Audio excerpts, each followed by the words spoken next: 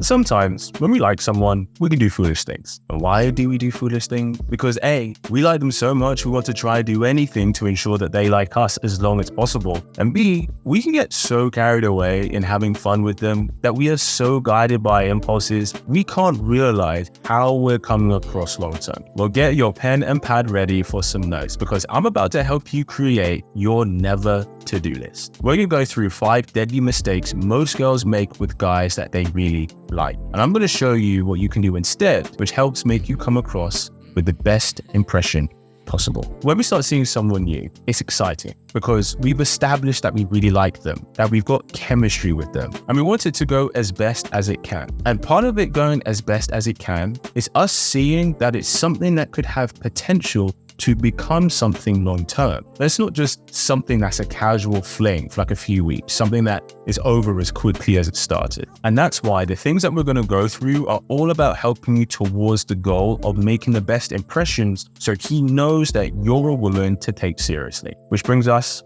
onto the first one, sending naked pictures. Look, I know the thought of him turns you on. You know, it has your wild imagination going, and maybe done a little bit of sexting, but you need to remember that he's not your man yet and you're not his woman. You don't really know him that well just yet, and there's no guarantee that things are going to go in the way that you think it might. Yet some girls out here seem perfectly happy with sending permanent naked photos to a guy that has made 0 promises to them. He's not promised to take you on holiday, he's not promised to be exclusive to you, nothing, nada. Oh, and best believe those photos are permanent. No guy, I repeat, no guy deletes naked pictures from a girl that has sent it to him. Even if they stop seeing each other, even if he starts seeing someone else, those photos are gonna be on his phone for as long as you can imagine, and he will never tell you. Now, you may be thinking, can't believe a guy would keep naked photos of a girl that he's not even with anymore. That is so gross. Well, the fault's not with the guy. The fault is with the girl who sent him a naked picture of herself when they don't even see each other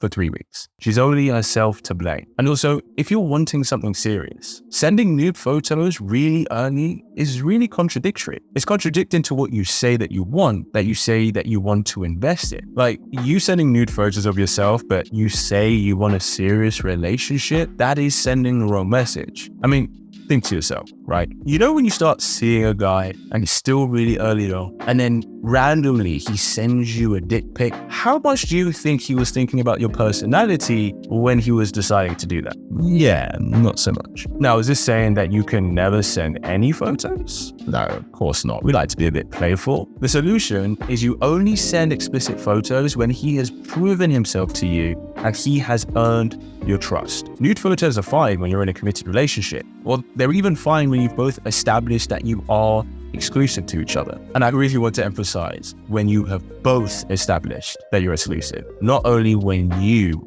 have established it. Because at this point, whether you're in a relationship or you know that you guys are exclusive, you have built a foundation of trust already. But if it's early days and you really want to send something, you really want to send something just to make him drool a little bit, make him imagine certain things, then send him a picture of you in your undies and a bra or some knickers. It's sexy, but it's tasteful. The next thing to avoid is giving a time frame of if and when you'd have sex. Look, it is absolutely fine to have a time frame, but you keep that knowledge to yourself. You don't tell a guy when it is that he might get the goods. And this does you a disservice for 2 reasons. One, it makes it easier for him to go into the mindset of him just counting down the number of days until, he gets the golden ticket. It means that he's actually not focusing on the time getting to know you, only counting down thinking, okay, Friday, by my calculations, I should get some. And the other reason is that if you say, for example, let's say, for example, that you don't do it until like the 4th date, which is when you usually would, right? When that 4th date comes, there's now pressure on you to deliver. And you don't know how you're going to feel that day. You may only be in the mood for a kiss and a cuddle. Maybe it's your time of the month, or maybe you just like a kiss and nothing more. But because you told him the 4th date, the day ends, he walks you to your door.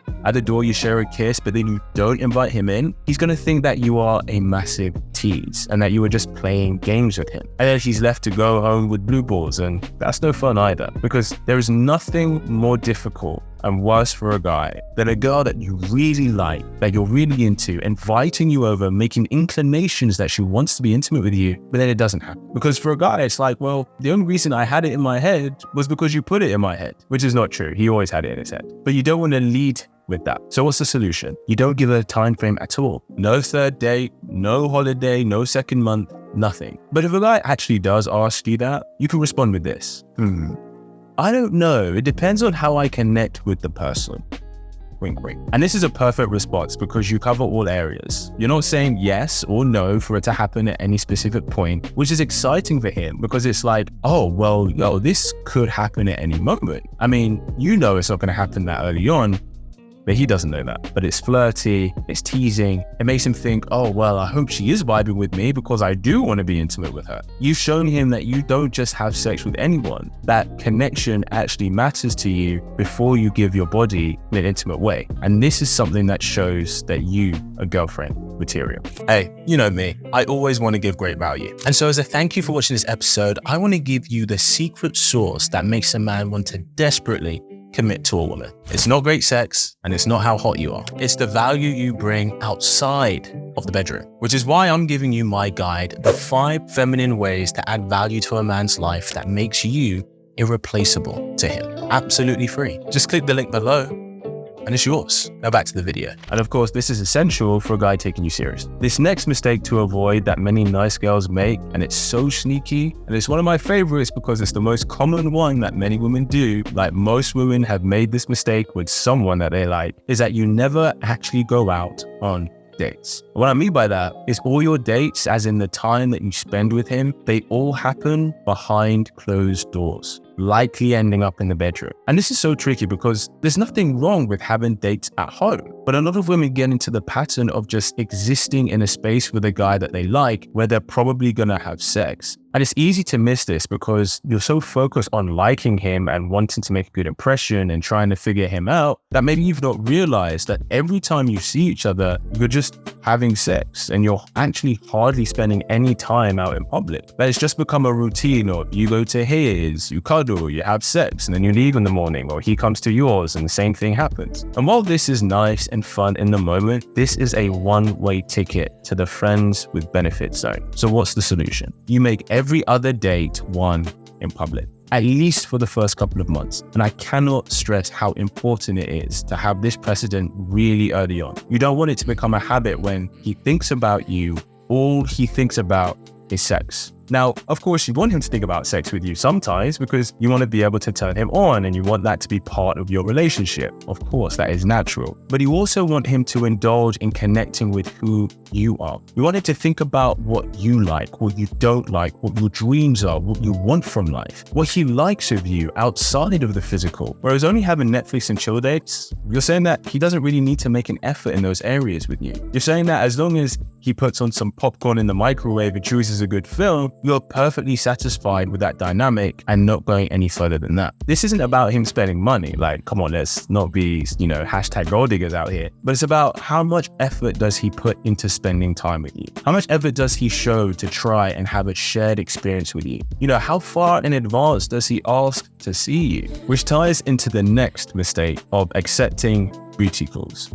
Going over to his house last minute at an hour that you should be sleeping, or him coming to you. Like, he woke you up to see if you wanted company at 12 a.m. Like, it's a hot no from me. Now, there's nothing wrong with doing this under certain circumstances, or there's nothing wrong with it happening once in a while. But more than once in the first couple of months, absolutely not. This is definitely not a habit that you want to get into because 1, he loses interest in who you are, and 2, it actually fosters a lack of respect. And please show me a healthy relationship that is built on a lack of respect. There is none. So the solution? Well, if he tries to do this with you more than once, this is how you respond. As much as I'd love to see you tonight, we both know I'm worth a lot more than a booty call. It's playful, it's teasing, but more importantly, you set a standard. And it is so important to set this standard, especially as a woman when it comes to sex. There is an epidemic of situationships going on in the world right now. And this is the main reason why. The next thing to avoid is avoid being clingy. Now, this one's tricky because how do you know when you're being clingy? Like, to you, you're just asking him how his day went, but to him, it feels like you're trying to get him on a tight leash. And being clingy is the number one way to turn someone off you, especially if it's really early on, so it kind of feels unjustified. I mean, you must have had it yourself where there was a guy who clearly liked you a lot and he was just trying to talk to you and text you all the time. And you were like, okay, look, just give me 1 second, like leave me alone. And then from that point on, any chance of you actually liking him